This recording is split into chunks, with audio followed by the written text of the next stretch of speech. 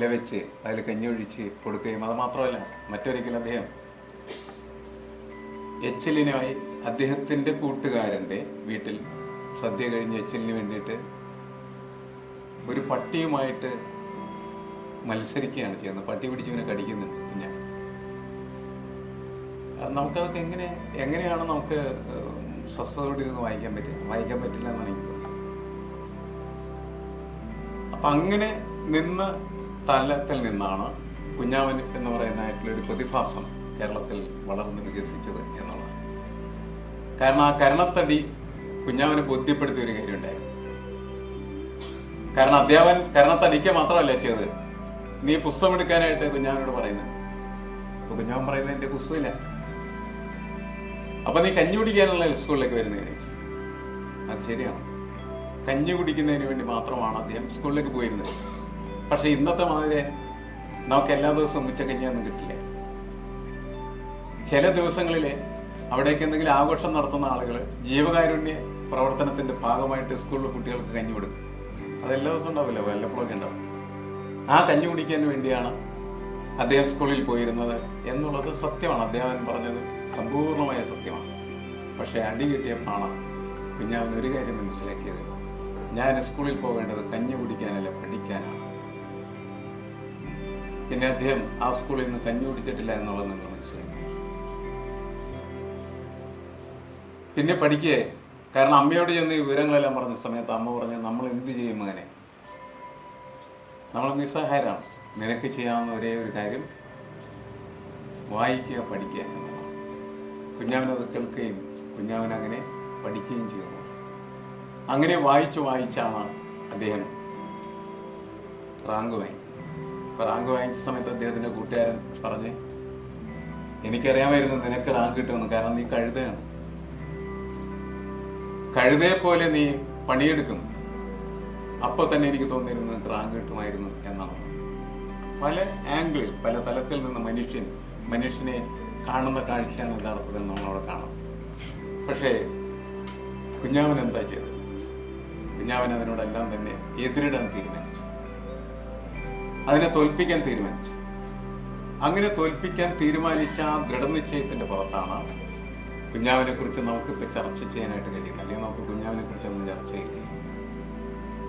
പക്ഷെ എനിക്കുള്ള സങ്കടം എന്താണെന്ന് വെച്ചാൽ, നമ്മൾ ഇത്രയും ആളുകൾ മാത്രമാണ് ഇവിടെ ഇരിക്കുന്നത് എന്നുള്ളത്. അത് കുഞ്ഞാവിനെ കുറിച്ചൊക്കെ നന്നായിട്ട് അറിയാവുന്ന ആളുകളാണ് എല്ലാവരും. അറിയാവുന്നവർ മാത്രമാണ് ഇരിക്കുന്നത്. ഇതേപോലെ ഈ പുസ്തകത്തെ കുറിച്ചൊരു ചർച്ച നടത്തുന്ന സമയത്ത് നമുക്ക് അറിയാൻ പാടില്ലാത്ത ഒരുപാട് ആളുകൾ ഇവിടെ എത്തിക്കാനായിട്ട് കഴിയേണ്ടതായിരുന്നു. അങ്ങനെ കഴിയണം. ഇപ്പൊ ഇവിടെ വിജയകുമാർ സാറ് പറഞ്ഞതുപോലെ അതൊന്നും ഒരു കുഴപ്പമില്ല, ഇത് ഒന്നൊരു പ്രശ്നമുള്ള കേസല്ല. അത് അല്ല, നമ്മൾ സാറെന്ന് വിളിക്കുന്ന ഒരു ബഹുമാനത്തിന്റെ പേരിൽ വിളിക്കണം മാത്രമേ. അല്ല, അതാണ് അതിൻ്റെ അകത്ത് അത്രയും നമ്മൾ മനസ്സിലാക്കേണ്ടത്. അത് സാറിവിടെ പറഞ്ഞതുപോലെ മരണശേഷം കുഞ്ഞാവൻ അറിയപ്പെടുകയും ചർച്ച ചെയ്യപ്പെടുകയും ചെയ്യും എന്ന് നമ്മൾ വിചാരിക്കുന്നതും അത്ര ശരിയല്ല.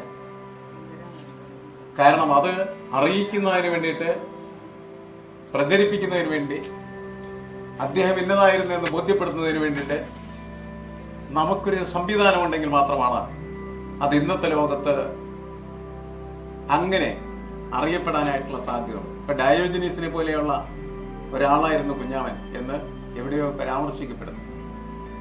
ഡയോജനീസിനെ കുറിച്ച് ആരും പ്രചരിപ്പിച്ചിട്ടില്ല നമ്മൾ ഇന്നും, അതേപോലെ ഇന്നും നമ്മുടെ സമൂഹം ചർച്ച ചെയ്തിരുന്നു. അതൊരു പ്രത്യേക കാലത്തിന്റെ സവിശേഷതയായിട്ടാണ് ഞാൻ കണക്കാക്കുന്നത്. നമ്മുടെ ഇന്ന് കാലം എന്ന് പറയുന്നത് അങ്ങനെ നുണ പറയുകയും നുണ ശരിയാക്കുകയും നുണ മാത്രം മതിയെന്ന് വിശ്വസിക്കുകയും ചെയ്യുന്ന സമൂഹമായിട്ട് മാറിക്കൊണ്ടിരിക്കുകയാണ്. അത് ഏറ്റവും ഭംഗിയായിട്ട് പറയുന്ന ആളുകളുടെ ലോകമാണ്. ബാക്കിയുള്ള ആളുകൾ എവിടെയൊക്കെ അടിഞ്ഞുകൂടപ്പെടുമെന്ന് മാത്രമേ ഉള്ളൂ. അവർക്കൊന്നും സമൂഹത്തിന്റെ ഈ മുഖ്യധാരയിലേക്ക് വരാനായിട്ട് പറ്റുന്ന ഒരു ഘട്ടത്തിലല്ല യഥാർത്ഥം നമ്മൾ ജീവിക്കുന്നത്. PMS ഞാൻ അവിടെ നിന്ന് ഇവിടെ നിന്നൊക്കെ ആയിട്ട് സംസാരിക്കുന്നു. കാരണം നമ്മുടെ ഇന്നത്തെ ഒരു അന്തരീക്ഷം എന്ന് പറയുന്നത് വളരെ ഹൃദ്യമായിട്ടുള്ള ഒരു അന്തരീക്ഷമാണ്. നേരത്തെ EMSനെ കുറിച്ച് സംസാരിച്ചു. EMS ഇനി ദക്ഷിണയിലായിരുന്നു എന്നുള്ളതാണ് കുഞ്ഞാവൻ കണ്ടെത്തിയ പ്രധാനപ്പെട്ടത്. പക്ഷേ EMSനെ കുഞ്ഞാവന് ഇഷ്ടമായി. അത് നിങ്ങൾ മനസ്സിലാക്കിയിട്ടുണ്ട്. EMS ശരിയാണ്, പട്ടാമ്പിയിലെ MLA. അവിടെയുള്ള സാധാരണക്കാരൻ്റെ വീട്ടിൽ ചാണകം മെഴിയ തറയിൽ വന്നിരിക്കാൻ EMSന് ബുദ്ധിമുട്ടുണ്ടായിരുന്നു. EMS വരുമായിരുന്നു, അവരോട് സംസാരിക്കാൻ. പക്ഷെ EMS നമ്മൾക്ക് കാണുന്ന തരത്തിലുള്ള ഒരു MLA പോലെ ഒന്നും ചെയ്തിരുന്നില്ല. കാശിന് കൊള്ളാത്ത MLA ആണ് എന്ന് യഥാർത്ഥത്തിൽ കുഞ്ഞാവൻ വിലയിരുത്തുന്നു. അതെ, അല്ല, ഞാൻ ആ വാക്കല്ല ഞാൻ ഉപയോഗിക്കുന്നത്, അതായിരുന്നു അതിന്റെ കൺസെപ്റ്റ് എന്ന് പറഞ്ഞു. പക്ഷെ അദ്ദേഹം അവിടെയുള്ള മനുഷ്യരോട്, അധസ്ഥിതരോട്, ഈ ചാളയിൽ കഴിഞ്ഞിരുന്നവരോട് മനുഷ്യത്വത്തോട് പെരുമാറിയിരുന്ന ഒരു മനുഷ്യനായി. അതാണ് അദ്ദേഹത്തിനെ EMSനെ ഇഷ്ടപ്പെടാനായിട്ടുള്ള കാരണമായിട്ട് അദ്ദേഹം വിചാരിച്ചത്. മാത്രമല്ല, EMSനെ വിമർശിച്ചു. അതിനുശേഷം EMSുമായിട്ട് കണ്ട സമയത്ത് EMS പറഞ്ഞത്, കുഞ്ഞാവിനോട് പറഞ്ഞത് വിമർശിക്കണം എന്നാണ്. അങ്ങനെ വിമർശിക്കണം എന്ന് കുഞ്ഞാവനെ കൊണ്ട് പറയുകയും കുഞ്ഞാവനെ പ്രോത്സാഹിപ്പിക്കുകയും ചെയ്ത EMSനെയാണ് കുഞ്ഞാവിന് ഇഷ്ടപ്പെട്ടത്. കാരണം വിമർശനം കൊണ്ട് മാത്രമേ നമുക്ക് തെറ്റ് തിരുത്താനായിട്ട് കഴിയൂ. ഇന്ന് നമുക്ക് പിണറായി വിജയനെ വിമർശിക്കാൻ പറ്റില്ല. കമ്മ്യൂണിസ്റ്റ് പാർട്ടിയുടെ ഘടനയും സംവിധാനങ്ങളും എന്ന് പറയുന്ന കാര്യം വളരെ വളരെ മോശമായ രീതിയിൽ എത്തപ്പെടുകയാണ് ചെയ്യുന്നത്. പക്ഷെ പുറത്ത് നമുക്ക് വിമർശിക്കാനായിട്ടുള്ളൊരു സ്പേസ് ഉള്ളതിന് പേരിൽ നമ്മളൊക്കെ വിമർശിക്കുന്നുണ്ട്, ശക്തിയായിട്ട് വിമർശിക്കുന്നുണ്ട്. ആ വിമർശനത്തിന്റെ ചെറിയ അംശം അദ്ദേഹം ഉൾക്കൊള്ളും എന്ന് തന്നെയാണ് കണക്കാക്കപ്പെടുന്നത്. കാരണം അങ്ങനെ ഉൾക്കൊള്ളാതെ മുന്നോട്ട് പോകാൻ പറ്റുന്ന ഒരു സമൂഹമല്ല. അതുകൊണ്ടാണ് കഴിഞ്ഞ ദിവസത്തെ അദ്ദേഹത്തിന്റെ സംഭാഷണങ്ങളിൽ അതിന്റെ സാധ്യതകളൊക്കെ ഞാൻ കാണുകയുണ്ടായി. അത് വരും നമ്മുടെ സമൂഹത്തിനകത്ത്. അപ്പൊ നമ്മൾ എന്താ ചെയ്യേണ്ടത്? നമ്മൾ കുഞ്ഞാവനെ പഠിക്കുകയാണ് ചെയ്യുന്നത്, കുഞ്ഞാവനെ മനസ്സിലാക്കുകയാണ് ചെയ്യുന്നത്. കുഞ്ഞാവൻ ചെയ്തതുപോലെ ചെയ്യാനായിട്ടുള്ള ഒരു സമൂഹമായിട്ട് നമ്മുടെ സമൂഹത്തെ മാറ്റിയെടുക്കുക എന്നുള്ളത് വളരെ പ്രധാനപ്പെട്ട കാര്യമാണ്. കുഞ്ഞാവൻ ഈ ജനകീയാസൂത്രണവുമായി ബന്ധപ്പെട്ട് ഞാൻ അദ്ദേഹം പറഞ്ഞ കാര്യങ്ങളിൽ വിട്ടിട്ട് പല കാര്യങ്ങളും വേറെ പറയാനാണ് ആഗ്രഹിക്കും. ജനകീയാസൂത്രണവുമായി ബന്ധപ്പെട്ട് വളരെ നല്ല രീതിയിൽ ആ സംവിധാനവും പ്രസ്ഥാനമായിട്ട് കുഞ്ഞാവൻ ബന്ധപ്പെട്ട് പ്രവർത്തിക്കാനായിട്ട് തീരുമാനിക്കുന്നു. ആ തീരുമാനിക്കാനായിട്ട് അദ്ദേഹത്തെ പ്രേരിപ്പിച്ച പ്രധാനപ്പെട്ട ഘടകം എന്ന് പറയുന്നത് ജനകീയാസൂത്രണം എന്ന് പറയുന്നത് ജനങ്ങൾക്ക് തീരുമാനമെടുക്കാനായിട്ടുള്ള സ്പേസ് ഓറിയന്റ് ചെയ്യുന്ന ഒരു സാധനമാണ്. അപ്പൊ ജനങ്ങൾ തീരുമാനം എടുത്തോ ഇല്ലെന്നുള്ള മറ്റൊരു കാര്യം, ജനങ്ങളിലേക്ക് അധികാരം എത്തിക്കുക എന്ന് പറയുന്ന ഒരു കൺസെപ്റ്റാണ് അതിനകത്ത് വളരെ നല്ല രീതിയിലുണ്ട്. അപ്പൊ അതിന്റെ നിരന്തരമായ ചർച്ചകളിൽ മറ്റുമൊക്കെ അദ്ദേഹം പോകുന്നത്. അപ്പൊ അദ്ദേഹത്തിന്റെ മകൾ, സുഖമില്ലാത്ത ഒരു കുട്ടി അദ്ദേഹത്തിനുണ്ടായിരുന്നു. ആ കുട്ടിയെ കൂട്ടിയാണ് പലപ്പോഴും പോയിരുന്നു. അപ്പൊ ജനകീയാസൂത്രണ ചർച്ച നടക്കുന്ന സമയത്ത് അവിടെ പോകുന്നതിന് വേണ്ടിയിട്ട് ഉള്ള ബുദ്ധിമുട്ടുകളൊക്കെ മനസ്സിലാക്കിയിട്ട് തോമസ് ഐസക് പറഞ്ഞ്, നിങ്ങൾക്ക് ഞങ്ങളൊരു കാറ് തരാം എന്ന് പറഞ്ഞു. അപ്പൊ കുഞ്ഞാവൻ പറയുന്നത് അത് വേണ്ട എന്നാണ്. കാരണം അങ്ങനെ ഏതെങ്കിലും എന്നുള്ള ഒരു ഔദാര്യം, ഏതെങ്കിലും തരത്തിലുള്ള ഒരു സൗജന്യം അത് പറ്റി ജീവിക്കുന്ന ഒരു മനുഷ്യനല്ല കുഞ്ഞാവൻ എന്നവരോട് പറയുകയും കാറ് വേണ്ട, പക്ഷെ ഞാൻ ഈ ചർച്ചയിൽ പങ്കെടുത്തതിന് ശേഷം തിരിച്ചെനിക്ക് കാര്യവട്ടത്ത് പോയി ക്ലാസ് എടുക്കേണ്ടതുണ്ട്, അങ്ങോട്ട് പോകുന്നതിന് ആവശ്യമായിട്ടുള്ള വാഹന സൗകര്യം ചെയ്തു കൊടുക്കണം എന്ന് മാത്രമാണ്. സർക്കാരിൻ്റെ 10 പൈസ പോലും സൗജന്യം പറ്റാതെ ജീവിക്കേണ്ടത് എങ്ങനെയാണ് എന്ന് ലോകത്തെ പഠിപ്പിക്കുകയാണ് അദ്ദേഹം ചെയ്തത്. അദ്ദേഹം പറഞ്ഞത് എന്താണെന്ന് വെച്ച് കഴിഞ്ഞാൽ ആളുകൾ പോയി പണിയെടുക്കണം, പണിയെടുത്തതിന് ശേഷം ഓഫീസിൽ പോകാൻ പാടുന്നതാണ്. നിങ്ങൾ പാടത്ത് പണിയെടുക്കുക 1 മണിക്കൂർ 2 മണിക്കൂർ, അധ്വാനത്തിന്റെ വില എന്താണെന്ന് അപ്പം മാത്രമേ മനുഷ്യനാണ്. അങ്ങനെ മനസ്സിലാക്കുന്നതായിട്ടുള്ള മന്ത്രിമാരാണ് നമുക്കുണ്ടാകുന്നത്. അങ്ങനെ പ്രവർത്തിക്കുന്നതായിട്ടുള്ള ആളുകൾ ഉണ്ടെങ്കിൽ മാത്രമാണ് അധസ്ഥിതരായിട്ടുള്ള ആളുകളുടെ പ്രശ്നങ്ങൾ ശരിയായിട്ടുള്ള രീതിയിൽ മനസ്സിലാക്കാനായിട്ട് കഴിയുകയുള്ളൂ എന്നുള്ളതാണ്. പക്ഷെ അത് ഉൾക്കൊള്ളാൻ നമ്മുടെ സമൂഹം ഒരു കാലത്തും സമ്മതിക്കില്ല. ഇനി വരാൻ പോകുന്ന കാലത്തും അതൊക്കെ ഉണ്ടാവും എന്ന് നമ്മൾ കരുതേണ്ടതില്ല. പക്ഷെ അങ്ങനെയാണ് യഥാർത്ഥത്തിൽ രാഷ്ട്രീയ നേതാക്കൾ എന്ന് പറയുന്നത് ഉൽപ്പാദിപ്പിക്കപ്പെടേണ്ടത് എന്നുള്ളതാണ്. അവിടെ അവർ അങ്ങനെ ഉയർന്നു വരുമ്പോഴാണ് അവർ ദക്ഷിണാശാലികളായിട്ടുള്ള രാഷ്ട്രീയ നേതാക്കളായി മാറിത്തീരുകയും അവർക്ക് ഈ സമൂഹത്തെ മാറ്റുന്നതിന് ആവശ്യമായിട്ടുള്ള കാര്യങ്ങൾ ചെയ്യാനായിട്ട് കഴിയുകയും ചെയ്യും. അത് എത്രയോ ശക്തമായിട്ടുള്ള രീതിയിൽ കുഞ്ഞാവൻ തിരിച്ചറിയുന്നു എന്നുള്ളതാണ്. എന്തായാലും ഇന്ത്യയെ സംബന്ധിച്ചിടത്തോളം യൂണിവേഴ്സിറ്റി ഗ്രാൻഡ് കമ്മീഷനിൽ കുറെ കാലം ഇരുന്ന ഒരു പ്രതിഭാശാലിയായിരുന്നു അദ്ദേഹം. നമ്മൾ അദ്ദേഹത്തിന് അംഗീകാരം കിട്ടിയില്ല എന്ന് അങ്ങനെ വിളിച്ചു പറയുന്നതിൽ കഥയില്ല എന്നുള്ളതാണ്. യൂണിവേഴ്സിറ്റി ഗ്രാൻഡ് കമ്മീഷനിൽ അദ്ദേഹത്തിന്റെ പ്രതിഭ തെളിയിക്കാൻ പറ്റുന്ന തരത്തിൽ ഒരുപാട് കാലം പ്രവർത്തിച്ച ഒരു വ്യക്തിയാണ്. വളരെ അപൂർവ ആളുകൾക്ക് മാത്രം ലഭ്യമാകുന്നതായിട്ടുള്ള ഒരു അവസരമാണ്. പക്ഷെ ഇതെല്ലാം നമ്മുടെ ആളുകൾ അറിഞ്ഞു എന്ന് ചോദിച്ചാൽ ആളുകളൊന്നും അറിഞ്ഞിട്ടില്ല എന്നുള്ളത് ശരിയാണ്. അതുപോലെ വിദ്യാർത്ഥികൾ എങ്ങനെയാണ് പഠിപ്പിക്കേണ്ടത്, അവരെങ്ങനെയാണ് രാഷ്ട്രീയ പ്രവർത്തനം നടത്തേണ്ടത് എന്നതിനെ കുറിച്ചൊക്കെ വളരെ വ്യക്തമായിട്ടുള്ള കാഴ്ചപ്പാട് അദ്ദേഹത്തിനുണ്ടായിരുന്നു. അദ്ദേഹത്തിന്റെ മകൾ ആ കാഴ്ചപ്പാടിനനുസരിച്ച് കൃത്യമായിട്ട് പ്രവർത്തിച്ചിരുന്നവരാണ്. എനിക്കിപ്പോഴും സംശയം നിൽക്കുന്ന ഒറ്റ കാര്യം എന്ന് പറയുന്നത്, യൂണിവേഴ്സിറ്റി പരീക്ഷ നടത്തി കഴിഞ്ഞിട്ട് 1ാം റാങ്കിൽ എത്തിക്കഴിഞ്ഞിരിക്കുന്നതായിട്ടുള്ള അദ്ദേഹത്തെ എന്തുകൊണ്ട് യൂണിവേഴ്സിറ്റിയിൽ നിയമിച്ചില്ല എന്നത് എനിക്കിപ്പോഴും മനസ്സിലാവാത്തൊരു കാര്യമാണ്. ഇത് റിസർവേഷൻ അനുസരിച്ചിട്ട് കോൾ ചെയ്യപ്പെട്ടിരിക്കുന്നതായിട്ടുള്ള ഒരു പോസ്റ്റ് അല്ലെങ്കിൽ എന്ത്? സർവകലാശാല ഒരു ഒഴിവിലേക്ക് അപേക്ഷകൾ സ്വീകരിക്കുകയും പരീക്ഷ നടത്തുകയും ചെയ്തു കഴിഞ്ഞാൽ ആ പരീക്ഷയിൽ 1ാം റാങ്കിൽ വരുന്ന ആളുകളാണ് അവിടെ നിയമിക്കേണ്ടത്. അയാൾ SC ആണോ ST ആണോ നോക്കിയിട്ടല്ല ചെയ്യേണ്ടത്. അതിലെന്താ പ്രശ്നം? എന്താണ് അതിനകത്തുള്ള വിഷയം? അല്ല, അയാൾക്ക് അങ്ങനെ വ്യാഖ്യാനിക്കാൻ മാത്രമേ ഉള്ളൂ. അതൊരിക്കലും ശരിയല്ല.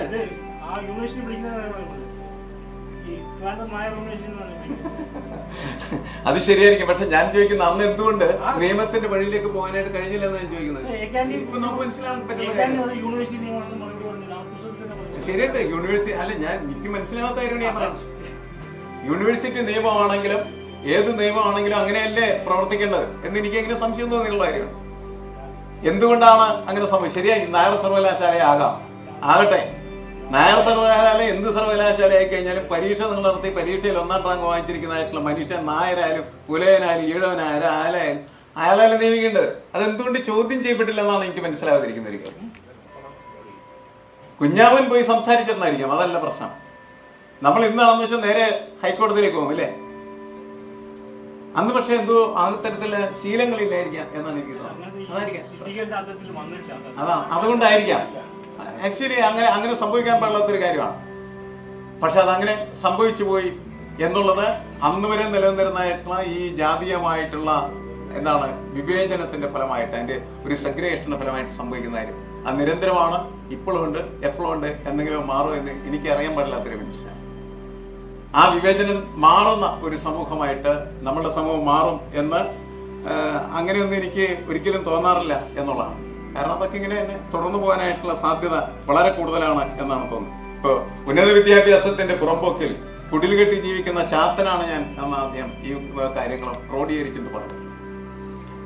കാരണം ഇത്തരത്തിൽ അസാധാരണമായിട്ടുള്ള പ്രതിഭയുടെ പ്രതിഫലനമായിട്ട് മാത്രമാണ് അദ്ദേഹത്തിന് അവിടെ എത്തിച്ചേരാൻ കഴിയും. അങ്ങനെ എത്തിച്ചേർന്നതിന് ശേഷം ഇത്രമാത്രം പ്രതിഭയുണ്ട് എന്ന് അംഗീകരിക്കപ്പെട്ടതിന് ശേഷവും അദ്ദേഹത്തെ ചാത്തനായിട്ട് തന്നെ കുടിയിരുത്താനായിട്ടാണ് നമ്മുടെ ഈ മുഖ്യധാര സമൂഹം ശ്രമിച്ചത് എന്നുള്ള കാര്യം മനസ്സിലായി. ഇപ്പൊ അംബേദ്കറുടെ ഒരു കഥ എൻ്റെ അടുത്ത് പറയും. അംബേദ്കർ പറയുന്നത് നിങ്ങൾ നല്ല വസ്ത്രം ധരിക്കണം. അംബേദ്കർ നല്ല വസ്ത്രം ധരിച്ചിരുന്നതാണ്. ഏറ്റവും മികച്ച തോതിൽ വിദ്യാഭ്യാസം നേടുകയും ഏറ്റവും ഉന്നതനായിട്ടുള്ള വ്യക്തിയായിട്ട് അദ്ദേഹം മാറിത്തീരുകയും ചെയ്തിട്ട് അദ്ദേഹം ഒരിടത്തേക്ക് പോകുന്ന സമയത്ത് അദ്ദേഹത്തിനെ റെയിൽവേ സ്റ്റേഷനിൽ കുതിരവണ്ടിയിൽ ആ സ്ഥലത്ത് എത്തിക്കായിരുന്നു. കുതിരവണ്ടി വലിക്കുന്നതായിട്ടുള്ള ഒരൊറ്റ ഡ്രൈവർമാർ പോലും ഇദ്ദേഹത്തെ കൊണ്ടുപോകാനായിട്ട് തയ്യാറായില്ല എന്ന്. കാരണം ഇദ്ദേഹം ദളിതനാണ് എന്നുള്ളത് മാത്രമാണ്. ഈ പട്ടിണിയായ ദരിദ്രനായ അക്ഷരം അറിയാൻ പാടില്ലാത്തതായിട്ടുള്ള ഡ്രൈവറുടെ ധാരണ അവനാണ് അംബേദ്കറിനേക്കാൾ വലുതാണെന്ന്. അതുകൊണ്ടാണ് അംബേദ്കറിനെ കൊണ്ടുപോകില്ല എന്ന് പറഞ്ഞത്. എന്നിട്ട് അംബേദ്കറിന്റെ അനുയായികൾ ചെയ്തൊരു കാര്യം എന്ന് വെച്ചാല് കുതിരവണ്ടി കൊണ്ടുപോകുന്നതിന് വേണ്ടിയിട്ട് ഒരു കുതിരവണ്ടി വാടകയ്ക്ക് എടുക്കുകയാണ് ചെയ്തത്. ഒരാൾ കുറെ കൂടുതൽ പണം കൊടുത്തു കഴിഞ്ഞപ്പോൾ അയാൾ പറഞ്ഞു ഞാൻ വണ്ടി തരാം, പക്ഷെ ഞാൻ അങ്ങനെ കൊണ്ടുപോയില്ല. എന്നിട്ട് ആ വണ്ടിയിൽ ഒരു ദളിതൻ കയറിയിരുന്ന് അംബേദ്കറെ കൊണ്ടുപോവുകയും അയാളെ കൊണ്ട് ഉരുട്ടിയിട്ട് വലിയ അപകടത്തിലാക്കുകയും ചെയ്തു. അപ്പൊ നമ്മുടെ സമൂഹത്തിന്റെ ഒരു സ്ട്രക്ചർ, നമ്മുടെ സമൂഹത്തിന്റെ ഘടന എന്ന് പറയുന്നത് ഇത്തരത്തിൽ ജാതീയമായിട്ട് കണക്കാക്കപ്പെടുന്ന ഒരവസ്ഥയാണ്. അതാണ് മാറേണ്ടത്. എത്രമാത്രം ദരിദ്രനും അക്ഷരം അറിയാൻ പാടില്ലാത്തവനും പട്ടിണി പാവണി പോലും അവന്റെ ധാരണ നായരാണെങ്കിൽ, നായരെന്ന് പറയുന്ന ഒരു പേര് ഞാൻ പറഞ്ഞു മാത്രമേ ഉള്ളൂ, ഉയർന്ന ജാതിയിൽപ്പെട്ട ഒരാളാണ് എങ്കിൽ അവനെ ഈ പറയുന്ന ഏറ്റവും പ്രഗത്ഭരായ കുഞ്ഞാവനെ പോലെയോ അല്ലെ അംബേദ്കറെ പോലെയോ ആയിട്ടുള്ള മനുഷ്യനേക്കാൾ മുകളിലാണ് അവന്റെ സ്ഥാനം എന്ന് അവൻ വിചാരിച്ചുകൊണ്ടിരിക്കുന്ന ഒരു സാമൂഹ്യ സ്ട്രക്ചർ ഉണ്ട്, ഒരു ഘടനയുണ്ട്. അതാണ് അടിച്ചു പൊളിക്കുന്നത്. അത് അടിച്ചു വിളിക്കുന്നതിന് സഹായകരമായിട്ടുള്ള ഒരു സംഭവമാണ് ആഗോളവൽക്കരണം എന്നതുകൊണ്ടാണ് അതിന്റെ സാമ്പത്തിക പ്രശ്നങ്ങളെക്കാൾ കൂടുതലായിട്ട് കുഞ്ഞാമൻ അതിനെ സ്വീകരിച്ചതെന്നാണ് ഞാൻ. അതിന്റെ പ്രതിഫലനങ്ങൾ ഇന്ന് നമുക്കുണ്ട്. എനിക്ക് ഒരു 3-4 മാസം മുമ്പേ എൻ്റെ അടുത്ത് ഒരു ഓട്ടോറിക്ഷ ഡ്രൈവർ വന്നു. അദ്ദേഹം പറഞ്ഞ മകളെ ഞാൻ കാനഡയ്ക്ക് അയക്കുകയാണ് എന്ന് പറഞ്ഞു. കാനഡയിലേക്ക് അയച്ചു. നമ്മുടെ ഒരുപാട് രക്ഷകർത്താക്കൾ ഇങ്ങനെ കുട്ടികളെ എക്സ്പോർട്ട് ഐറ്റംസ് ആയിട്ട് മാറ്റിയിട്ടുണ്ട്. അത് എനിക്ക് അഭിപ്രായ വ്യത്യാസമുള്ള ഒരാളാണ്. പക്ഷെ അവരങ്ങനെ പുറത്തേക്ക് പോകുന്ന സമയത്ത് അവർക്ക് വലിയ മാറ്റങ്ങൾ ഉണ്ടാവുകയാണ് ചെയ്യും. അവർക്ക് കൂടുതൽ എക്സ്പോഷർ കിട്ടുകയാണ് ചെയ്യുന്നത്. കൂടുതൽ അവരുടെ പ്രതിഭാശാലിത്വം കാണിക്കുന്നതിന് അവസരങ്ങൾ അവർക്ക് ലഭിക്കുകയാണ് ചെയ്യുന്നത്. അത് നമ്മുടെ കേരളത്തിന്റെ ഒരു പ്രത്യേകതയാണ്. കേരളത്തിന്റെ ഒരു ചുറ്റുപാട് ഇത്തരത്തിൽ വികസിച്ചു വന്നതിന്റെ അടിസ്ഥാനത്തിലാണ് ഈ ഓട്ടോറിക്ഷ ഡ്രൈവർക്ക് മകളെ കാനഡയിലേക്ക് കയറ്റി അയക്കാനായിട്ട് കഴിഞ്ഞിരിക്കുന്നത്. ആഗോളവൽക്കരണത്തിന്റെ ഒരു ഉപയോഗം അവിടെ യഥാർത്ഥത്തിൽ നമുക്ക് എന്ത് ചെയ്യുന്നുണ്ട്, ഉപയോഗിക്കാനുണ്ട്. ഒരു ടൂളായിട്ട് നമ്മൾ ഉപയോഗിക്കുന്ന സമയത്ത് നമുക്കത് ഉപയോഗിക്കാനായിട്ട് കഴിയും. അതിന്റെ വേറെ പല പെർസ്പെക്റ്റീവ്സ് നോക്കുന്ന സമയത്ത് അത് വലിയ തരത്തിൽ അപകടമുണ്ടാക്കുന്നതാണ്. സാമ്പത്തികമായിട്ട് തന്നെ ഒരുപാട് പ്രശ്നങ്ങൾ നമുക്കുണ്ടാക്കുന്ന. പക്ഷെ എല്ലാ സാധനങ്ങൾക്കും നല്ല വശങ്ങളും ചീത്ത വശങ്ങളുമാണ്. ഇപ്പം ഈ നല്ല വശം നമ്മൾ സ്വാംശീകരിച്ച് അതിന്റെ അടിസ്ഥാനത്തിൽ നമുക്ക് അതിനെ കാണാനും മുന്നോട്ട് കൊണ്ടുപോകാനും കഴിയുമ്പോഴാണ് അതിനെ അങ്ങനെ ഒരു വശമുണ്ട് എന്ന് കുഞ്ഞാമനെ പോലെ ആളുകൾ നമ്മൾ ബോധ്യപ്പെടുത്തുകയും നമ്മൾ സ്വീകരിക്കുകയും ചെയ്യണം എന്നാണ്. കാരണം ഈ രീതിയിൽ കുറെ ആളുകൾ സഞ്ചരിച്ചു കഴിയുമ്പോൾ നമ്മൾ നേരത്തെ പറഞ്ഞ ജാതി എന്ന് പറയുന്നത് തിരിച്ചറിയാൻ പറ്റാത്ത രീതിയിലേക്ക് മിക്സർ ചെയ്യപ്പെടാനുള്ള സാധ്യത കൂടുതലാണ്. നിങ്ങൾ കേരളത്തിൽ നിങ്ങൾക്ക് ചിലപ്പോൾ ജീവിക്കാൻ പറ്റില്ല. പക്ഷെ നിങ്ങൾക്ക് കാനഡയിലും അതേപോലെ ഇറ്റലിയിലും ലണ്ടനിലും ഒക്കെ പോയി ജാതി ഇല്ലാത്ത മനുഷ്യനായിട്ട് ജീവിക്കാനായിട്ട്. അത് ഇപ്പോൾ നമ്മളിവിടെ ചർച്ച ചെയ്യുന്നുണ്ട്. എന്തുകൊണ്ടാണ് ഇവർ ഇവിടുന്ന് പോകുന്നത്? ഇവർ പോകണം, ഇന്ത്യയിൽ നിന്ന് തന്നെ പോകണം. 7.5 ലക്ഷം ആളുകളാണ് ഒരു വർഷം ഇന്ത്യയിൽ നിന്ന് പോയിക്കൊണ്ടിരിക്കുന്നത്. വിദേശ സർവകലാശാലകൾ അന്വേഷിച്ചാണ് അവർ പോകുന്നത്. പക്ഷേ വിദേശ സർവകലാശാലകൾ ഉന്നപഠനത്തിനൊന്നും അല്ല അവർ പോകുന്നത്. അവർ പോകുന്നത് അവിടെ ജീവിക്കുന്നതിന് വേണ്ടിയിട്ട്, പെർമനന്റ് റെസിഡൻസ് എടുക്കുന്നതിന് വേണ്ടിയിട്ടും അവർ വേറെ മനുഷ്യരെ മാർത്തിരുന്നതിന് വേണ്ടി. അങ്ങനെ പോകുന്ന ആളുകൾ ജാതി നോക്കിയെന്നുള്ള കല്യാണം കഴിക്കും. ഇവിടെയാണെങ്കിൽ മാത്രമാണ് ചോദിക്കുന്നത്. ഇവിടെയാണ് മാത്രമാണ് നമ്മൾ ഈ സഹോദരനയ്യപ്പനെ വിളിച്ച പോലെ പുലയനയ്യപ്പനെ എന്ന് വിളിക്കുന്ന അവസ്ഥ ഉണ്ടാവും. അത് അവിടെ പോകുന്ന സമയത്ത് അതുണ്ടാവില്ല എന്നുള്ളതാണ്. അങ്ങനെ ലോകത്തിന്റെ പല ഭാഗങ്ങളിലേക്ക് നമ്മുടെ ആളുകൾ മൈഗ്രേറ്റ് ചെയ്യുകയും നമ്മുടെ ഈ ഇത്തരത്തിലുള്ള സെഗ്രിഗേഷൻ എന്ന് പറയുന്നത് ഇല്ലാതാവുന്ന ഒരു അന്തരീക്ഷം സൃഷ്ടിക്കപ്പെടുകയും ചെയ്യുന്നത് ആഗോളവൽക്കരണത്തിന്റെ ഒരു വലിയ ഗുണാംശമാണ് എന്നാണ് ഞാൻ കണക്കാക്കുന്നത്. കാരണം ഈ ഒരവസ്ഥയിൽ ചിന്തിക്കുന്ന സമയത്താണ് അത് നമുക്ക് കൂടുതൽ പ്രശ്നമായിട്ട്, അല്ലെങ്കിൽ കൂടുതൽ നമ്മൾ മനസ്സിലാക്കേണ്ട ഒരു പ്രശ്നമായിട്ട് ഉയർന്നു വരുന്നത് എന്നാണ് എനിക്ക് തോന്നുന്നത്. ഇത് ഞാൻ പറയുന്നത് വളരെ പ്രധാനപ്പെട്ട, ഞാൻ അവിടെ നിന്നൊക്കെ സംസാരിക്കുന്നുണ്ട്. കാരണം നമ്മൾ വെറുതെ സംസാരിക്കുന്നതായിട്ട് ഒരു സംഭാഷണം നടത്താൻ ഞാൻ ഉദ്ദേശിക്കുന്നത്. പുതിയ ആളുകൾക്ക് പുതിയ സമൂഹം സൃഷ്ടിക്കാൻ കഴിയും. പുതിയ ആൾക്കാർ എന്നാൽ ആരാണ്? പുതിയ ആളുകൾക്ക് പുതിയ സമൂഹം സൃഷ്ടിക്കും. ഈ സമൂഹം നമുക്ക് വേണ്ട, ഇത് വെല്ലുവിളിച്ച് കളയേണ്ട സമൂഹമാണ്. അതിന് പകരം നമ്മൾ ഒരു പുതിയ സമൂഹം സൃഷ്ടിക്കുന്ന സമയത്ത് ആ പുതിയ സമൂഹം ആർക്കാണ് സൃഷ്ടിക്കാനായിട്ട് കഴിയുന്നത്? പുതിയ ആളുകൾക്ക് സൃഷ്ടിക്കാൻ കഴിയും. ആരാണ് പുതിയ ആളുകൾ? ചെറുപ്പക്കാരാണ്? അല്ല. വളരെ കൃത്യമായിട്ട് അദ്ദേഹം പറയുന്നുണ്ട്, അടിച്ചമർത്തപ്പെട്ട, തല്ലുകൊണ്ട് ജീവിക്കുന്നത്, ഈ സമൂഹത്തിൽ ഏറ്റവും കൂടുതൽ അധസ്ഥിതാവസ്ഥയിൽ കഴിയുന്ന അവരാണ് പുതിയ മനുഷ്യർ. അവരാണ് പുതിയ ലോകം നിർമ്മിക്കേണ്ടത്. അവരാണ് പുതിയ സമൂഹം. കാരണം അവർക്ക് മാത്രമാണ് ആ വേദനകളും ദുരിതങ്ങളും മനസ്സിലാവുകയുള്ളൂ. അല്ലാതെ നമ്മൾ ഈ പുതിയ നമ്മുടെ കുട്ടികളെന്ന് പറയുന്ന ചെറുപ്പക്കാരെന്ന് പറയുന്നവർക്ക് അത് തിരിച്ചറിയാനായിട്ട് കഴിയില്ല. അത് നമ്മൾ കൃത്യമായിട്ടുള്ള രീതിയിൽ മനസ്സിലാക്കേണ്ട ഒരു കാര്യമാണ്. അധസ്ഥിതനായിട്ടുള്ള ഒരാൾക്ക് മാത്രമാണ് അങ്ങനെ മുന്നോട്ട് പോകാനായിട്ട് കഴിയുള്ളൂ എന്നുള്ളതാണ്. അവർ മാത്രമാണ്. പക്ഷെ ചിലപ്പോൾ നമ്മളൊക്കെ അത്ഭുതപ്പെട്ടു പോകാറുണ്ട്. ജാതിയുടെ വലിയ സെഗ്രിഗേഷൻ അനുഭവപ്പെടുന്നതായിട്ടുള്ള ആളുകൾ വളരെ മോശമായിട്ടൊക്കെ എന്ത് ചെയ്യും, ഇത്തരത്തിലുള്ള കുട്ടികളുടെ പെരുമാറും. ഞാൻ ഈ ലംസം ഗ്രാൻഡിന്റെയും അതേപോലെ തന്നെ OEC, OBC അങ്ങനെ വിഭാഗത്തിൽപ്പെട്ടായിട്ടുള്ള കുട്ടികളുടെയൊക്കെ ഗ്രാൻഡൊക്കെ വരുന്ന സമയത്ത് ഈ പട്ടികജാതി വികസന ഓഫീസറായിരിക്കുന്ന ആളുകളായിട്ടൊക്കെ ചിലപ്പോൾ ബന്ധപ്പെടേണ്ടി വരും. കുട്ടികളെന്ന് പറയുന്നവരാണ്. അപ്പൊ അവരുടെ ഒരു പ്രധാനപ്പെട്ട ജോലി എന്ന് പറഞ്ഞാൽ പട്ടികജാതി വിഭാഗത്തിൽപ്പെട്ട ഓഫീസറാണ്. വെറും ഓഫീസർ എന്നുള്ളതല്ല, അദ്ദേഹം പട്ടികജാതിയിൽ നിന്ന് വന്നിരിക്കുന്ന ഒരാളാണ്. അയാളുടെ പ്രധാനപ്പെട്ട ജോലി എന്താണെന്ന് പറയുന്നത്, എങ്ങനെ ഈ കുട്ടിക്ക് ഇത് കൊടുക്കാതിരിക്കാൻ വരുന്ന അന്വേഷിക്കണം. അവന്റെ മനസ്സാണ് പിടിച്ചടിക്കാൻ തോന്നുന്നു. സർക്കാർ കൊടുക്കുന്നതായിട്ടുള്ള ഈ ഗ്രാൻഡ് ഏതെല്ലാം സ്ഥലത്ത് ചൂണ്ടി കൊടുക്കാതിരിക്കാനായിട്ട് പറ്റുമെന്ന് അന്വേഷിക്കുന്ന ആളുകളായിട്ട് അവർ മാറുകയാണ്. ആ മനസ്സ് നമുക്ക് അടിച്ചു വിളിക്കേണ്ടതാണ് എന്ന് കുഞ്ഞാവൻ നമ്മൾ ബോധ്യപ്പെടുത്തിക്കൊണ്ടിരിക്കുകയാണ്.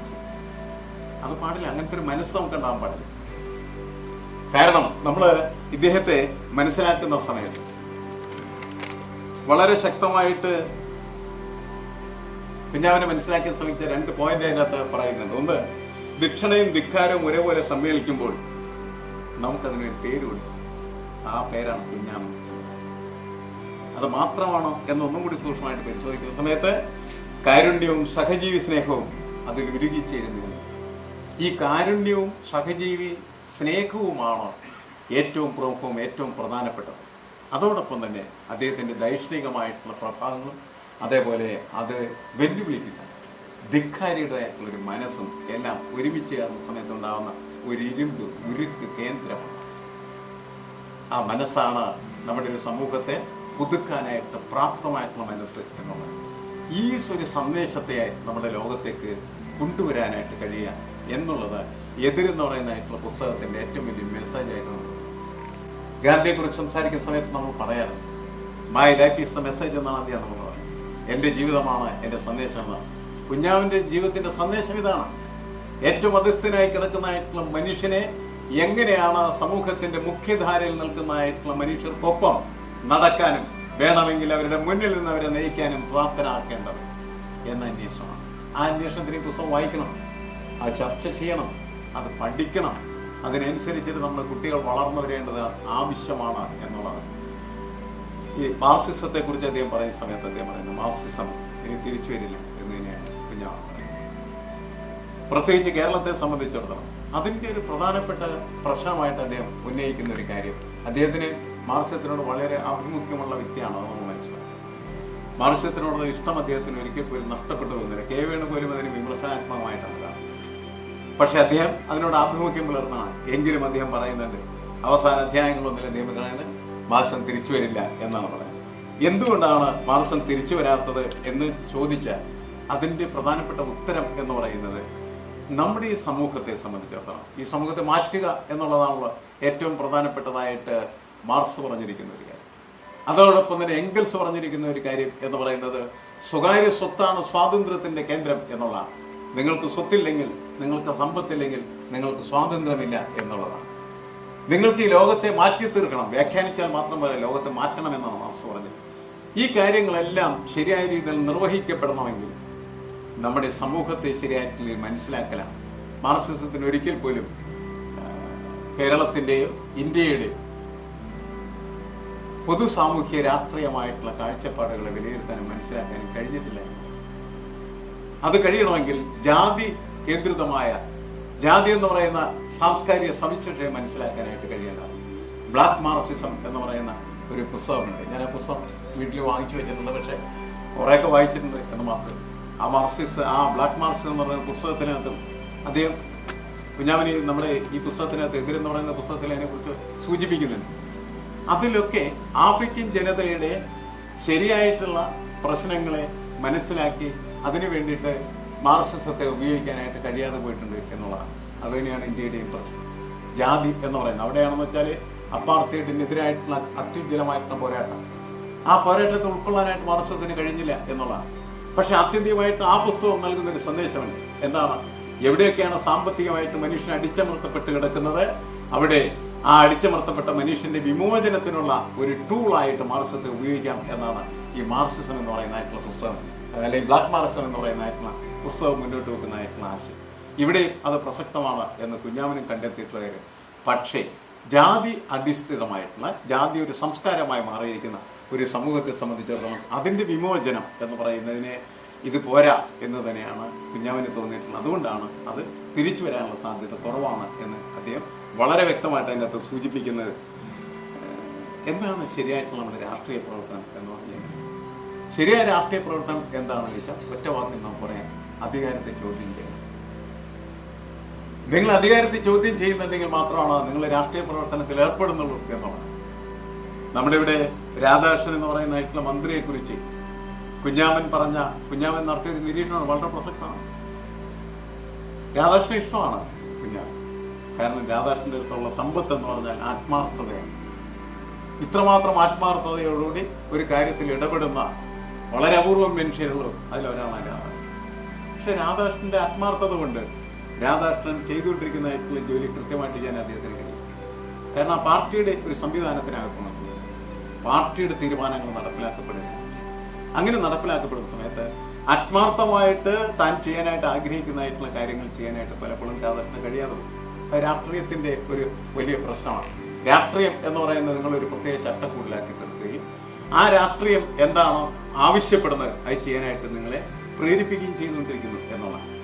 കെ ദാമോദരൻ എന്ന് പറയുന്ന ലോകോത്തരമായിട്ടുള്ള കമ്മ്യൂണിസ്റ്റ് ചന്ദനത്തോപ്പിൽ അന്ന് വെടിവെപ്പുണ്ടായ സമയത്ത് തൊഴിലാളികൾ വെടിവെച്ച് വന്നത് EMSന്റെ ഗവൺമെന്റാണ്. തൊഴിലാളി വർഗ ഗവൺമെന്റ് തൊഴിലാളികളെ വെടിവെച്ചു. അതിനെ ന്യായീകരിക്കാനായിട്ട് ദാമോദരൻ പോയി പ്രസംഗിക്കേണ്ടി വന്നു. പാർട്ടി തീരുമാനമായിരുന്നു. അത് തെറ്റാണെന്ന് ദാമോദരൻ അറിയാമായിരുന്നു. എന്നിട്ട് അദ്ദേഹം പ്രസംഗിച്ചു. അതിനുശേഷം അദ്ദേഹം വീട്ടിൽ വന്ന് ഛർദ്ദിക്കുകയാണ്. ഒരു വ്യക്തി വളരെ കൃത്യമായിട്ട് അദ്ദേഹത്തിന്റെ ഐഡന്റിറ്റി, അതുപോലെ അദ്ദേഹത്തിന്റെ പ്രസ്ഥാനത്തിന്റെ ഐഡന്റിറ്റി, അദ്ദേഹത്തിന്റെ പ്രത്യയശാസ്ത്രത്തിന്റെ ഐഡന്റിറ്റി അതൊക്കെ തിരിച്ചറിഞ്ഞിട്ട് പോലും അദ്ദേഹം ആഗ്രഹിക്കുന്ന രീതിയിൽ പ്രവർത്തിക്കാനായിട്ട് പറ്റാത്തതായിട്ടുള്ള ഒരു ചുറ്റുപാട്, ഒരു കെട്ടുപാടെന്ന് പറയുന്നത് എപ്പോഴും പാർട്ടികൾ ഉണ്ടാക്കും എന്നുള്ളതാണ്. അതുകൊണ്ട് ഞാൻ പറയുന്നത് മതങ്ങളെ നിരോധിക്കണം, രാഷ്ട്രീയ പാർട്ടികളെ നിരോധിക്കണം, കക്ഷി രാഷ്ട്രീയ പാർട്ടികളെ നിരോധിക്കുക, മതങ്ങളെ നിരോധിക്കുക, അതിന് നിയമം ഉണ്ടാക്കണം എന്നാണ്. അതിന് പാടില്ല എന്നാണ്. കാരണം ഇതെല്ലാം തന്നെ നമുക്ക് വലിയ ബന്ധനങ്ങളാണ് സൃഷ്ടിച്ചുകൊണ്ട്, വലിയ പരിമിതികളാണ് നമുക്ക് നിർമ്മിച്ചുകൊണ്ട്. ആ പരിമിതികളിൽ നിന്ന് പുറത്തു കിടക്കാനായിട്ട് കഴിഞ്ഞെങ്കിൽ മാത്രമാണ് നമുക്ക് ഒരു വിമോചന പോരാളിയായിട്ട് മാറിത്തീരാൻ കഴിയും. നേരത്തെ സംസാരിച്ച സമയത്ത് പറഞ്ഞൊരു കാര്യമുണ്ട്, എന്താണ് അദ്ദേഹത്തിന്റെ റബലുണ്ട്. ഞാൻ ഇഷ്ടപ്പെട്ടിട്ടുള്ള ഒരു പുസ്തകമാണ് ആൽബർട്ട് കമ്യൂന്റെ ദി റബൽ എന്ന് പറയുന്ന പുസ്തകം. ആരാണ് റബൽ? ആരാണ് ഒരു കലാപകാരി? ആരാണ് ഒരു വിപ്ലവകാരി എന്ന് പറഞ്ഞാൽ ഈ അധികാരത്തെ ചോദ്യം ചെയ്യുന്നത്. അതുകൊണ്ട് കുഞ്ഞാമൻ എക്കാലത്തും നമ്മുടെ സമൂഹത്തിലെ ഏറ്റവും വലിയ റബലായിരുന്നു എന്നാണ് ഞാൻ കരുതുന്നത്. ആ ഒരു ക്യാരക്ടർ എന്ന് പറയുന്നത് എങ്ങനെ നമ്മുടെ സമൂഹത്തിലേക്ക് സ്പ്രെഡ് ചെയ്യാൻ കഴിയും, പരത്താനായിട്ട് കഴിയും. അതാണ് അദ്ദേഹത്തിന്റെ മെസ്സേജ് സമൂഹത്തിലേക്ക് കൊടുക്കാനായിട്ട് നമുക്ക് കഴിയുന്നതിന്റെ അർത്ഥമാണ്. പക്ഷെ അങ്ങനെയുള്ള ആളുകളുടെ എണ്ണം ഓരോ ദിവസം ചെല്ലുന്തോറും കുറഞ്ഞുകൊണ്ടിരിക്കുകയാണ് ചെയ്യുന്നത്. നമ്മുടെ സമൂഹത്തിലേക്ക് നോക്കുന്ന സമയത്ത്, രാഷ്ട്രീയ നേതൃത്വത്തിലേക്ക്, മത നേതൃത്വത്തിലേക്ക്, അല്ലെങ്കിൽ മറ്റേതെങ്കിലും മേഖലകളിലൊക്കെ നോക്കുന്ന സമയത്ത് അവിടെയൊക്കെ ഇങ്ങനെയുള്ള ആളുകളുടെ എണ്ണം കുറഞ്ഞുകൊണ്ടിരിക്കുകയാണ്. ഉദ്യോഗസ്ഥന്മാരെ നോക്കിക്കോ, ഇവിടെ ഇരിക്കുന്ന മുഴുവൻ പ്രഗത്ഭരായിട്ടുള്ള ഉദ്യോഗസ്ഥരാണ് എന്നെ മുന്നിൽ. അവർക്കറിയാം അവരിരുന്ന കസേരയിൽ പോന്നിരിക്കുന്നതായിട്ടുള്ള ആളുകള് അവരെക്കാളൊക്കെ ബലഹീനരാണ് എന്നുള്ളതാണ്, ദുർബലരാണ് എന്നുള്ളതാണ്. ഇങ്ങനെയാണോ സമൂഹം പുരോഗമിക്കുന്നത്? ഇങ്ങനെയാണോ സമൂഹം മുന്നോട്ട് പോകേണ്ടത്? എനിക്കറിയാൻ പാടില്ലാത്ത കാര്യം. പഴയകാലത്തെ വിദ്യാർത്ഥി നേതാക്കൾ, വിദ്യാർത്ഥി സമൂഹം എന്ന് പറയും, ഇതിനേക്കാൾ എത്രയോ ശക്തമായിരുന്നു എന്നാണ് ഞാൻ കരുതുന്നത്. ഈ കഴിഞ്ഞ ദിവസം ഇന്ത്യൻ എക്സ്പ്രസ് എന്നെ വിളിച്ചിരുന്നു. മഹാരാജാസിലെ കത്തിക്കുത്തിനെ കുറിച്ച് ചോദിക്കാൻ, അവിടെ ഉണ്ടായിക്കൊണ്ടിരിക്കുന്നതായിട്ടുള്ള പ്രശ്നങ്ങളൊക്കെ. അപ്പൊ ഞാൻ പറഞ്ഞു, ഞാൻ പഠിക്കുന്ന സമയത്തൊക്കെ മഹാരാഷ്ട്രയിൽ സംഘടനകളുണ്ടാവും. സംഘടനകൾ എന്നും അവിടെ ഉണ്ടാവും. പക്ഷെ ആ സംഘടനത്തിന്റെ സ്വഭാവത്തിന് വ്യത്യാസമുണ്ട് എന്നാണ്. ഇന്ന് ക്യാമ്പസിലേക്ക് ആളുകൾ വരുന്നത് കത്തിയായിട്ടാണ് വരുന്നത്. അന്ന് ചിലപ്പോൾ കത്തിയായിട്ട് വന്ന ആളുകൾ ഉണ്ടായിരിക്കാം. പക്ഷെ അവരുടെ ആത്യന്തികമായ ലക്ഷ്യം എന്ന് പറയുന്നത് സഹപാഠിയെ കുത്തിക്കൊല്ലുക എന്നുള്ളതല്ല. അപ്പൊ ഞാനതിന് എന്തെങ്ങനെയാണ് ഞാൻ പറഞ്ഞത്, ആവശ്യമില്ലാത്ത കുറെ കോഴ്സുകൾ അവിടെ. അതിലൊരു സാധനമാണ് ഇസ്ലാമിക് ഹിസ്റ്ററി എന്ന് പറയുന്നത്. അത് പഠിക്കാൻ ആർക്കും താല്പര്യമില്ല. അതിലേക്ക് ആളുകൾ വന്നു ചേർന്ന മഹാരാഷ്ട്രയിൽ പഠിക്കാൻ വേണ്ടിയിട്ട് ഒരു വഴി കണ്ടെത്താൻ വേണ്ടിയിട്ട് അതിൽ കൂടെ അകത്ത് കയറുന്നു എന്നാണ്. അത്തരം കോഴ്സുകളൊക്കെ എടുത്ത് കളയുക, അതൊക്കെ മുഴുവനും അവിടെ നിന്ന് നശിപ്പിച്ച് കളയുന്നതാണ്. അങ്ങനെ ആവശ്യമില്ലാത്ത ഒരു തരത്തിലും പ്രഗത്ഭരായിട്ടുള്ള വിദ്യാർത്ഥികൾ തേടി വരാത്തായിട്ടുള്ള കോഴ്സുകൾ എന്ന് പറയുന്നത് എടുത്ത് കളയണം എന്നാണ് ഞാൻ പറഞ്ഞവരത് എഴുതുകയൊക്കെ ചെയ്യുന്നത്.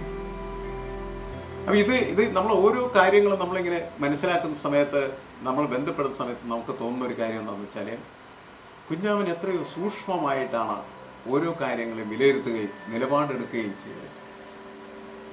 ആ നിലപാടുകളുടെ ഭാഗമായിട്ട് തന്നെയാണ് അദ്ദേഹത്തിന് കേരള സാഹിത്യ അക്കാദമി അവാർഡ് കൊടുത്ത സമയത്ത് അത് വേണ്ട എന്ന് പറഞ്ഞു. ഈ അവാർഡുകൾ എന്താണ് നമ്മൾ ചെയ്യുന്നത്? നമ്മളെ എന്ത് ചെയ്യണം? ഇങ്ങനെ സ്തുതി പാഠകരുടെ ഒരു പണനാക്കി മാറ്റി നമ്മളെ പാടി പൂഴ്ത്തുകയാണ്. നമ്മളെ പാടി പൂഴ്ത്തുന്നത് ശരിയല്ല എന്ന് തിരിച്ചറിവ് നമുക്കുണ്ടെങ്കിൽ മാത്രമാണ് നമുക്ക് ഈ പോരാട്ടവുമായി മുന്നോട്ട് പോകാനായിട്ട് പറ്റുള്ളൂ. അടിയന്തരാവസ്ഥക്കാലത്ത് പോലീസ് തുണി അഴിച്ച് അണ്ടർവെയറിട്ട് ഇടിച്ച് ചമ്മന്തിയാക്കിയ നേതാവാണ് കേരളത്തിന്റെ മുഖ്യമന്ത്രി പിണറായി വിജയൻ. അദ്ദേഹം ഇന്ന് അദ്ദേഹത്തിന്റെ കൂടെ നടക്കുന്നതായിട്ടുള്ള ചില ആളുകള് അവരുടെ വിവരക്കേട് കൊണ്ടും അതേപോലെ തന്നെ അവർക്ക് സ്ഥാനമാനങ്ങൾ കിട്ടുന്നതിന് വേണ്ടി അദ്ദേഹത്തെ സ്തുതിക്കുകയും അദ്ദേഹത്തിന് വേണ്ടി സ്തുതി പാഠങ്ങൾ ഉണ്ടാക്കുകയൊക്കെ ചെയ്യുമ്പോൾ ആരടാ നീ എന്നെന്താ അദ്ദേഹം ചോദിക്കാൻ? അന്നത്തെ പിണറായി വിജയനായിരുന്നു ഇവനെയൊക്കെ ഇടിയിട്ടുമായിരുന്നു. പക്ഷെ ഇന്നത് മാറിപ്പോയി. അങ്ങനെ മാറരുത് ഒരാൾ. ഒരു രാഷ്ട്രീയ പ്രസ്ഥാനം ആളുകളെ അങ്ങനെ മാറ്റാൻ പാടില്ല. രാഷ്ട്രീയ പ്രസ്ഥാനം നിരന്തരമായിട്ട് ആളുകളെ പുതുക്കി കൊണ്ടുവരികയാണ് ചെയ്യുന്നത്. ആ സന്ദേശമാണ് കുഞ്ഞാവൻ നൽകിയത്. അത് അപൂർവം ആളുകൾക്ക് മാത്രമേ നൽകാൻ കഴിയുള്ളൂ. കുഞ്ഞാവിനെ പോലുള്ള ആളുകൾക്ക് കഴിയും. കാരണം നിരന്തരമായിട്ട് യുദ്ധമാണത് ജീവിതം. കഞ്ഞിക്കുഴിയിൽ നിന്ന് കഞ്ഞി കുടിച്ച് അന്ന് മുതൽ തുടങ്ങിയ യുദ്ധമാണത്. അത് അവസാനിക്കുന്നത് പട്ടടയിൽ എത്തുന്ന സമയത്ത് മാത്രമാണ്. ജീവിച്ചിരിക്കുമ്പോൾ അവർക്ക് കോംപ്രമൈസ് ചെയ്യാൻ പറ്റില്ല. ഒത്തീർപ്പ് അസാധ്യമാണ് അവരുടെ ജീവിതത്തെ സംബന്ധിച്ച്. കാരണം അത്രമാത്രം നീറുന്ന കൈപ്പേറിയ അനുഭവം കൊണ്ട് കത്തിജ്വലിച്ച് നിൽക്കുന്ന ജീവിതമാണ്. അപ്പൊ അത് ഉൾക്കൊള്ളാൻ നമുക്ക് കഴിയണം എന്നുള്ളതാണ്. ഞാനൊക്കെ പണ്ട് എങ്ങനെയൊക്കെയാണ് നടന്നിരുന്നത് അതുമാതിരി തന്നെ ഞാൻ ഇപ്പോഴും നടക്കും. അങ്ങനെ നടക്കുന്നതിൻ്റെ പേരിലാണ് എനിക്കിതൊക്കെ പറയാനായിട്ട്. നമ്മളുടെ യാഥാർത്ഥ്യം നമ്മൾ എന്താണ് എന്ന് പറയുന്ന കാര്യം നമ്മൾ തിരിച്ചറിഞ്ഞ് മുന്നോട്ട് പോയാൽ മാത്രമാണ് നമുക്കും നമ്മുടെ ജീവിതത്തിനോട് ഒരു വിധത്തിലും സത്യസന്ധമായിട്ട് പ്രതികരിക്കാനായിട്ട് നമുക്ക് ഞാൻ നേരത്തെ പറഞ്ഞ പുസ്തകം വായിച്ചു കഴിച്ചു വരും. എൻ്റെ ആരുമല്ല കുഞ്ഞ, ഞാൻ കണ്ടിട്ടൊന്നും ഒരു തരത്തിലും ബന്ധമില്ല. പക്ഷെ അദ്ദേഹം എഴുതിയ വരികൾ എൻ്റെ ഹൃദയത്തിൽ നീറ്റിലുണ്ട്. 17-ാം നൂറ്റാണ്ടിലാണ് ജോണ്ടൻ എന്ന് പറയുന്ന കവി എഴുതിയൊരു വാചകമുണ്ട്. ഈ ഭൂമുഖത്തൊരു മനുഷ്യൻ മരിച്ചാൽ ഈ ഭൂമിയുടെ ഒരു തുണ്ട് വെള്ളത്തിൽ അലിഞ്ഞു പോയാൽ എന്ന വണ്ണം എന്നിലൊരു കുറവ് വരുത്തും. അതുകൊണ്ട് മണി മുഴങ്ങുന്നത് ആർക്ക് വേണ്ടി എന്നറിയാൻ നീ ആളയക്കേണ്ടതില്ല, അത് നിനക്ക് വേണ്ടി. ആ ഒരു സന്ദേശം എന്ന് പറയുന്നത് നമ്മുടെ ഹൃദയത്തിൽ രക്തത്തിന്റെ തുള്ളികൾ ഇറ്റുവീഴുന്ന തരത്തിലുള്ള ഒരു വേദന ഉണ്ടാക്കുന്ന സംഭവം. ഏണസ്റ്റ് ഹെമിംഗ്വേയുടെ പ്രശസ്തമായിട്ടുള്ള പുസ്തകമാണ് ഫോർ ദ ബെൽട്ടോക്സ്. അതിന്റെ മുമ്പിൽ ഹെമിംഗ്വേ സെലക്ട് ചെയ്ത് വെച്ചിരിക്കുന്ന വാചകം ഈ ജോണ്ടന്റെ കവിതയാണ്. മനുഷ്യനുള്ള അപാരമായിട്ട് അടുപ്പത്തിന്റെ പലയിടങ്ങളിലും മനുഷ്യൻ മരിക്കുന്ന വാർത്തകൾ കേൾക്കുന്ന സമയത്ത് നമുക്ക് സങ്കടവും ദുഃഖവും ഒക്കെ വരുന്നത് ആ ഒരു മനുഷ്യനുള്ള ഒരു മനുഷ്യപ്പറ്റി നമ്മൾ നിൽക്കുന്നത് അതിൻ്റെ ഒരു പരകായ രൂപമായിട്ടാണ് എനിക്ക് കുഞ്ഞാവനെ തോന്നുന്നത്. അപ്പോൾ ആത്യന്തികമായി കുഞ്ഞാവൻ മൗലികമായ ഒരു പ്രതിഭയായിരുന്നു. മൗലികമായ പ്രതിഭ എന്ന് പറഞ്ഞാൽ മറ്റുള്ളവരിൽ നിന്ന് വ്യത്യസ്തമായിട്ട് ഈ സമൂഹത്തിന് തന്നിൽ നിന്ന്, തൻ്റെ അനുഭവത്തിൽ നിന്ന്, തൻ്റെ പ്രതിഭയിൽ നിന്ന് നൽകപ്പെടുന്നതായിട്ടുള്ള പുതിയ അറിവുകളും പുതിയ സന്ദേശങ്ങളും ഒക്കെ ഒരുക്കി കൊടുക്കുന്നതായിട്ടുള്ള വ്യക്തി എന്നതാണ്. വളരെ അപൂർവമായിട്ടുള്ള മനുഷ്യർ മാത്രമേ അങ്ങനെ നമുക്കുണ്ടാവൂ.